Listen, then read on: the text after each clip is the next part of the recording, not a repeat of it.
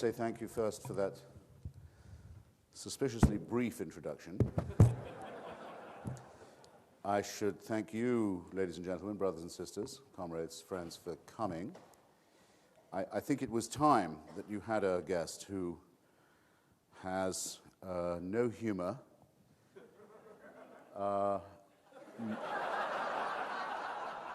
no tricks, and who, though he knows is blocking the way between you and cocktail hour, is fully aware of it, has no intention of being brief.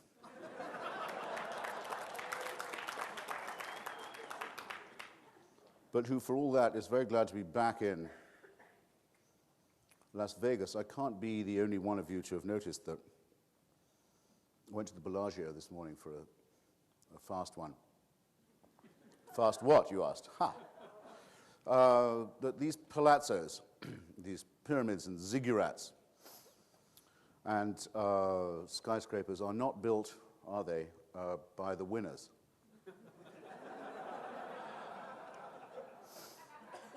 By what I would describe as a simple process of elimination. We have a rough idea who did build, whose hard-earned money did build these ziggurats and temples and skyscrapers. And actually, I suppose this will, in this, like everything else, is getting nearer to being over.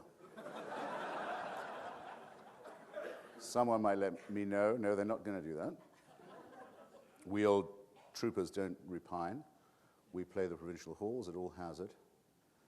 That might be it. I think it would be as true to say that every cathedral, every temple, I'll punctuate, I'll use this for punctuation. Every temple, every cathedral, every mosque, every synagogue is built in roughly the same way. They're all built, like the ziggurats of Las Vegas, on the priesthood who were smart enough to understand which side of this wager to be on, and who could not believe, and who still cannot believe, how many gullible saps there are in the world. So I think we're well met in that sense, and well met in the right place. Let it be the fools who make the wagers and the cynics who take the profit and the difference. That's why I've always found so disgusting the concept of the wager as proposed by Blaise Pascal, often thought of as a serious thinker by serious people, who simply said, since the benefits of belief are so great and the disadvantages of disbelief so obvious, why not simply place your bet on the chance that God exists? Because then if he does, what, so to speak, can you lose? There, it seems to me, is the root not just of amorality, but immorality. Here is why religion is not just false, but actually an inculcation of the wicked, of the immoral way to think, of the selfish as well as the irrational way to think. Is there no one who could say for their God that this supposed deity or creator would prefer someone who, at the close of day, unlike Bertrand Russell, who simply announced that he would come to the pearly gates and say, I can sometimes do his voice, "Oh Lord, you did not give us enough evidence," who would, perhaps a little improving on that from the ethical point of view, who would say, don't you prefer someone who could not bring himself to believe in the propaganda of your priests, but who tried to lead an ethical life in any case? Would that perhaps not be a more winning bet? If it is a more winning bet, a more ethical bet, we can at least be certain that monotheism forbids it. So I frankly prefer the roundy wager every time.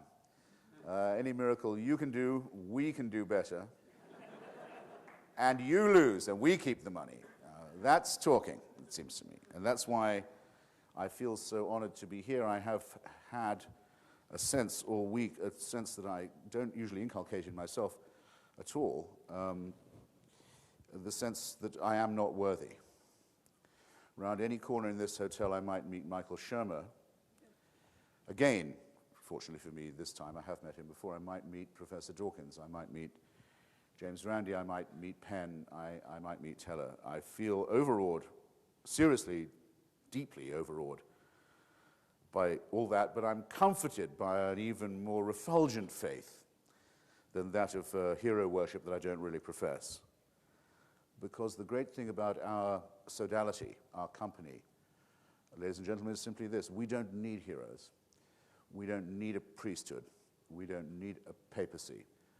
We don't need positive reinforcement. We don't need incantations. We don't need weekly ceremonies to drive it all home. We don't need nightmares and dreads and guilt in order to confirm us in what we think. We certainly don't need excommunication or anathema.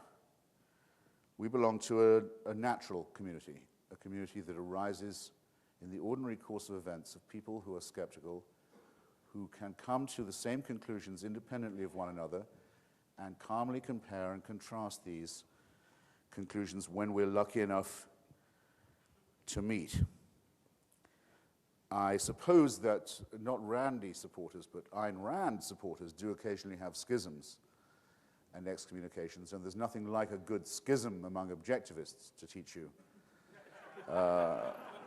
how there are pitfalls even in non-religious cultism, but we prepare ourselves, I think, fairly calmly for those too. We don't even need to stress something that will keep us a secret between these walls. We don't even need to stress our moral superiority. That's something we can just keep to ourselves, all right? We hardly ever need to stress our moral superiority. But that's what's meant by our superiority over the sordid calculations of somebody, an overrated sophist like Blaise Pascal. Now, skeptics and unbelievers are unfortunately also doomed to be accused of being joylessness, of being joyless, of promoting joylessness, even a certain frigidity. I don't think anyone who'd been to this meeting would think of the skeptical or agnostic or atheist or rationalist community as a joyless one. To the contrary, I think it's probably a great deal more fun to be here than at, say, Jerry Falwell's Liberty Baptist College showdown. But it's an accusation we might spend a minute or two discussing amongst ourselves. After all, is it not true that in Las Vegas, even the losers, freely taken as they are by the clever priesthood who built the temples and the ziggurats here, even those losers do have sort of a good time? My youngest daughter, in fact, was conceived in Caesar's Palace about 12 years ago now, on a losing streak, which I wouldn't have been without.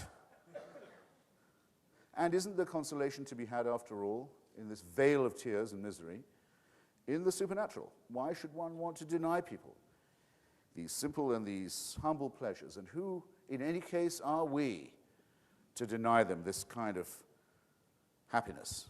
And so I suppose if I had a title for my sermon today, I've only just cleared my throat, I want to warn you, it would be, does credulity matter? Is credulity a problem?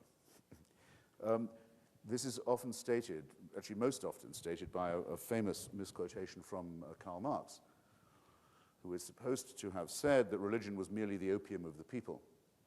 Anyone who studied it at all will know that in his introduction to the critique of Hegel's philosophy of right, Karl Marx says no such thing. He says that religion is the sigh of the oppressed creature and the heart of the heartless world and the spirit of a spiritless situation. And he adds only then the punning remark that it's the opiate of the masses, and goes on to say that criticism of it, of religion, has plucked the flowers from the chains, not so that men and women shall wear the chain without consolation, but so that they may break the chain and cull the living flower. And to appreciate that difference, I think, is to appreciate quite a lot of what I intend to say, and it must be very clear to you now, there are no jokes in this story, unless you include the one about the rabbi and the priest and the mullah who go into a bar in New York and the barman looks at them and says, "What is this? Some kind of a joke?" I want to argue that it is, in fact, some kind of a joke and also some kind of a fraud. I want to say why I think that credulity and gullibility, however apparently harmless, ought to be resisted, ought to be fought, ought to be combated.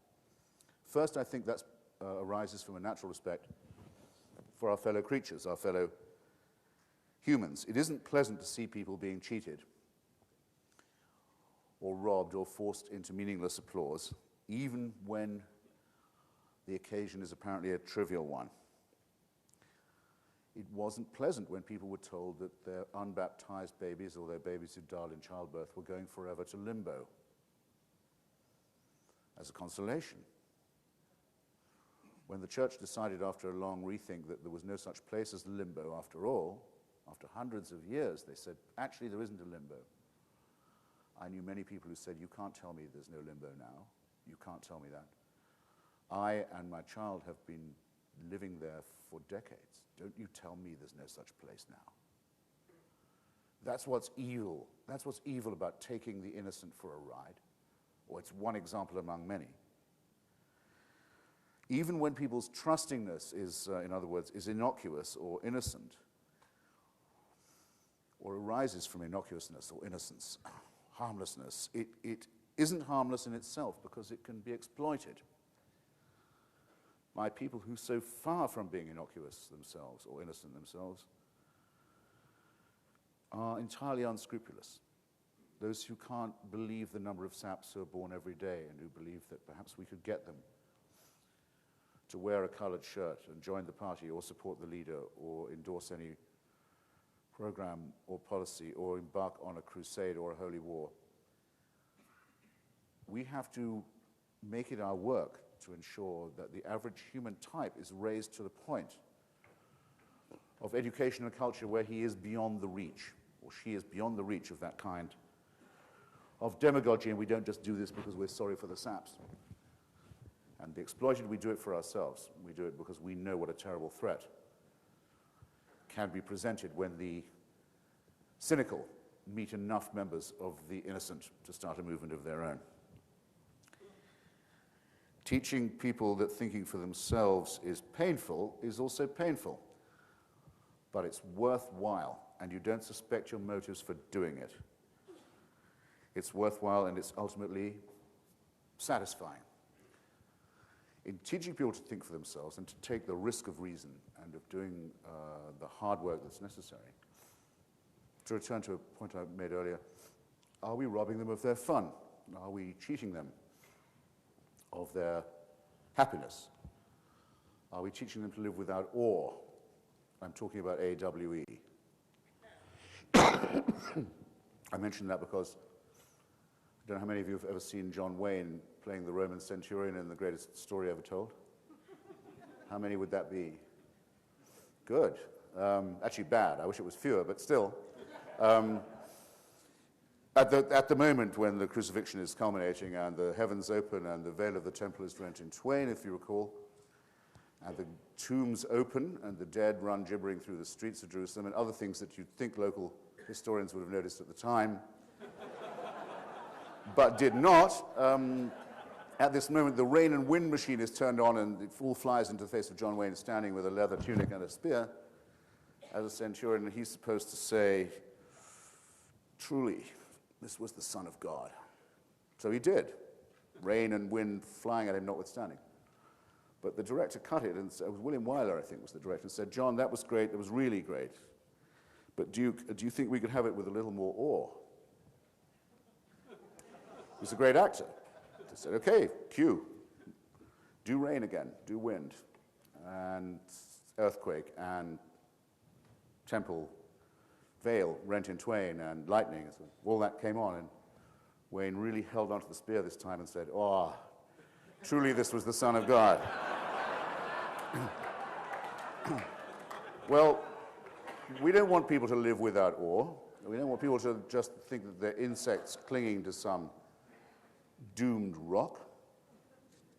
Why don't you try it sometime? Why don't you take a look at a page of Stephen Hawking, for example, on the event horizon. Follow the event horizon.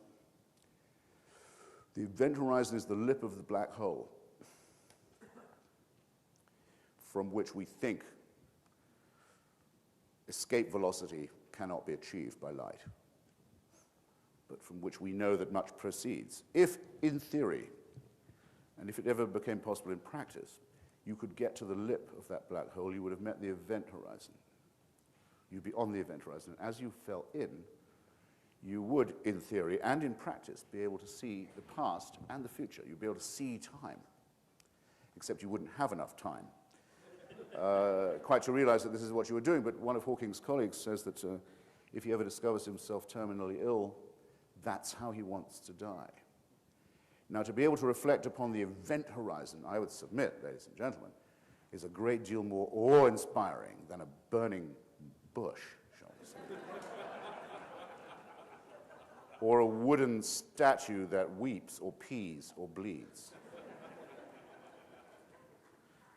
And that there is a great deal more majesty and an inexhaustible source of wonder to be found in the struggle to uncover why it is that we are now so near to knowing not just our origin as a species, but the origins of our universe. And if I turn to the origins of our species, and we look at the miraculous uncovering and unraveling of the strings of DNA that have shown us our kinship and fellowship with other creatures and other species, that have abolished, just by the study of themselves, the whole bogus medieval concepts of racism and tribalism, as well as creationism, have shown them to be unfounded. Can anyone studying this extraordinary story not be a little more impressed than by a talking snake? We don't aim to take people's awe and mystery and wonder away by any means. We have for them real stories. We can break the chain, and we can teach people to cull the living flower at the same time. Now, why is that not just desirable, but also necessary? Gullibility and credulity are unsatisfying. It's like being given a wonderful truffle and throwing it away and chewing on the wrapper instead. And the exploiters and the practitioners of gullibility and credulity know this very well. They know that these pathetic stories and myths and morality tales are not enough. How do I know that so certainly? I know it for this reason. If you or I believed that we had a Redeemer who cared about us, and who cared about us before we were born, and for every heartbeat of our lives, and after we were dead as well, and minded how we were doing, and cared for us and our loved ones, if we believed we'd found a Redeemer who really was this way, wouldn't it make us happy? Shouldn't it make us happy? Should it not make us contented? Should we not feel we'd unlocked the key to the most marvelous secret ever presented? Well, why doesn't it make them happy then? Why can't they be happy till everyone else believes it too? Why do they have to tell me that if you don't believe in this wonderful offer, we have another one for you, that you go to hell and are treated abysmally and forever? Now, in North Korea, the country they most seem to admire, where the concept of paradise is continuous praise of the leader and continuous wonder at the fantastic, the magnificent coexistence between you and him, you can sometimes hope to see his face. He's given you everything. He is what you adore. He's what you worship. You have the right only to praise him for his many gifts, where at least from North Korea you can die and defect. From the other dear leaders, you can't. They'll follow you all the way to hell and gone. So the insecurity that's manifested by the faithful interests me very much. It doesn't seem to content them, and they don't seem to be sure that they're right till they've got everyone else to believe in it too. And the threats that they use are ones of the most hideous moral blackmail and sadomasochism. So again, I think we have to care whether people are credulous or not. Thomas Jefferson, about whom I've just finished a short book. Thomas Jefferson was wrong when he wrote so laconically in his journal, "It doesn't matter to me if my neighbor believes in no gods or in 100 gods. It neither picks my pocket nor breaks my leg." I wish the sage of Monticello was right. Those who believe in the 20 gods will certainly pick your pocket and break your leg, unless or until you believe in one or other of their deities, which is why we have to try, if we can, to confine credulity to the home, at best, something that can be escaped from in real life. Did any of you read yesterday in the New York Times the account from Sri Lanka about tsunami theology? It was worth reading. Everyone on the coast of Sri Lanka thinks they have a cause to attribute or an explanation to offer. In the case of the Muslims of Sri Lanka, they say that it's the very large number of people who have not been following the commandments of Allah. Obviously, this creates earthquakes and waves. In the case of the Christians, it's because there are too many Muslim heretics, and this goes back and forth, but what was interesting to me was that the worst of the lot were the Buddhists. The Buddhists said, of course we knew this would happen, because at Christmas, only just the other day, the Christians were eating meat and drinking alcohol. And if this didn't bring it on, we don't know what does. And furthermore, there's a photograph of this woman pointing to the Buddha heads on her gate. Say, the Lord Buddha was on my gate. He wasn't on the Christian gate down the road or on the Muslim family's gate, and they've all gone, and I'm still here. I mention it because a lot of people think, well, some of these religions are not as bad as the others. They're contemplative, they're Eastern, they're friendly, they're furry. No, they're not. Why don't you try and look at a book called Zen at War, which shows that Japanese imperialism and its military arm used Zen Buddhism as its training manual. The ideal soldier was a Zen spear, a person erect, the mind at rest, the body all ready for action, waiting for orders, contemptuous of the mind, contemptuous of reflection, contemptuous of the intellect, the perfect fascist robot who would die for a god king. Well, people say, well, surely the Dalai Lama is a furry figure. Oh, yeah? He says he's born a god and born a king. And we have to begin with that proposition before we can understand how saffron he is. And who has also published a manual on bedroom strategy and upon what you may do with whom and at what time in the sanctum of your bed. Always a bad sign, that and the dietary regulations, I find. All of these religions are the same. They represent the surrender of the mind, of the only thing that distinguishes us from the roundworms and other creatures who are also in our DNA string, and they try and snuff out and blow out the poor candle of reason, which is the only light that we have. And if it was true that sodomy caused earthquakes, as used to be believed in the ancient Christian days, I spend my summers in San Francisco. I can sort of see what they're talking about, but there hasn't been a really big one since 1906, and I have a feeling that these events are probably not determined by the will of any deity. So it isn't the will of the deity or the priest. You notice that all these are voluntary statements by the believers that I've been quoting. These are not hateful statements made by mullahs or rabbis or priests or other vermin. These are things said by the congregation to New York Times reporters.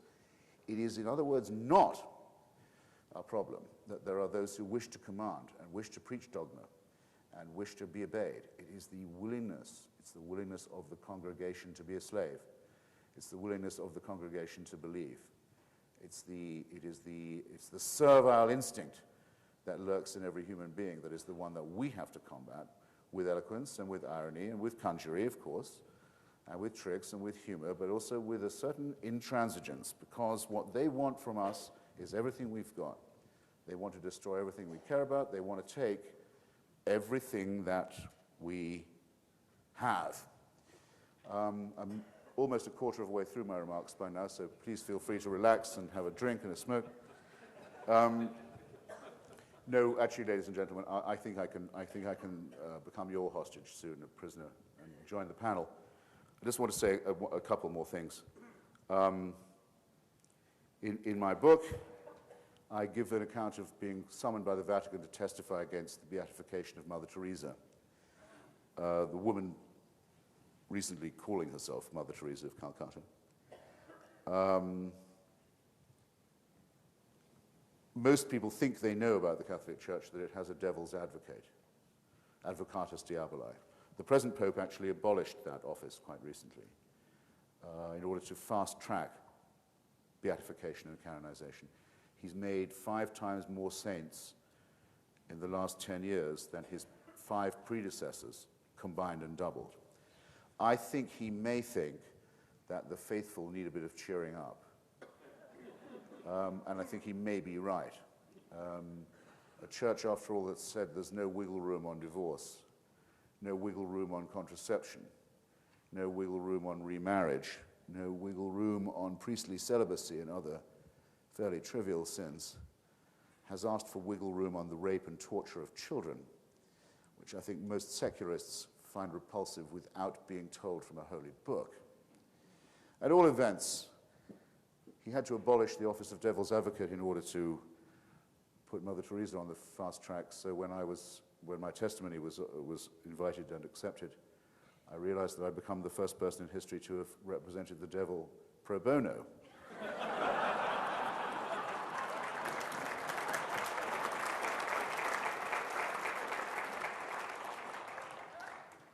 And it would have been just as easy, of course, to write a book saying Pat Robertson sucks, which I hasten to add, to assure you, he does.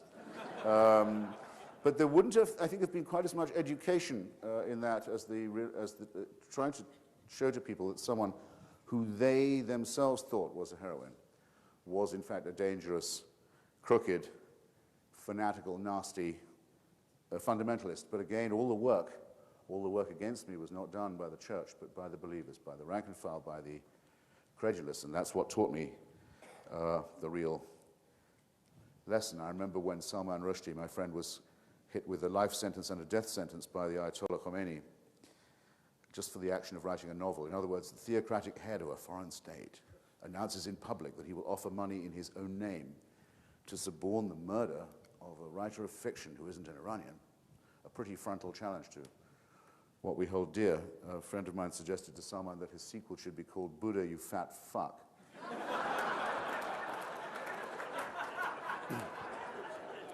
But I hope I've said enough to show that the irony there would be at the expense of those of you who laughed. Now,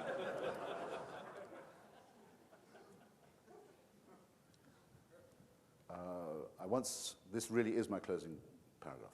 I once heard Abba Eban, a very brilliant Israeli former foreign minister and ambassador to the United Nations, who some of you may have heard or read yourselves, make a speech in New York where he said about the most pressing foreign policy issue that faces us now, the Israel-Palestine dispute. He said, what strikes you? He said, when you first look at it, and when you second and third time survey it as well, the first thing that will strike your eye about this dispute, he said, is the ease of its solution. You will grant me, I think, not many speeches begin on this topic with that sentence. But it's true when you think about it. There is a fairly small country which contains 2 roughly symmetrical peoples, roughly symmetrical in point of number, and confessional persuasion. And the solution has been obvious since at least the Balfour Declaration. There should be 2 states for 2 peoples in one land. It is the common sense of the question. Why does what everybody wants and what everybody knows is reasonable not in fact eventuate? Why does it not happen? Why hasn't it happened? Because there are those who say that God gave the land only to one of those peoples. And they want to occupy it all themselves and bring in all other Jews and exclude all non-Jews, because then the Messiah will come. And they have their counterparts, and those who say, no, no, no, you're right essentially, but it was given to another people, actually ours to be exact, and all of yours have to leave or be killed, and then God will be pleased. And it's seconded. There's a sort of coat-holding role played by the creepiest Christians who say, well, if we help the Jews to do this, perhaps it'll bring on our Messiah, though he will, of course, have to kill all the Jews who don't convert before the end of days occurs and the struggle really begins. Well, look, This is the contribution of monotheism to civilization in our day, and right in front of us, and we have a president who believes in all three of these causes. And we're getting to the point where there isn't enough Kool-Aid to go round.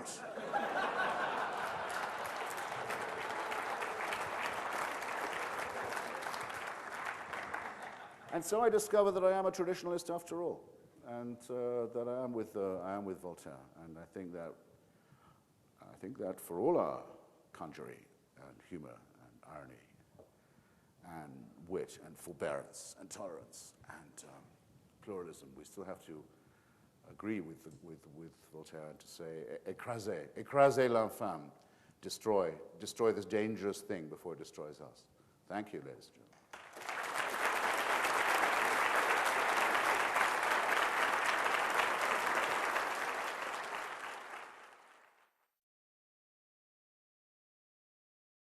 Destroy this dangerous thing before it destroys us.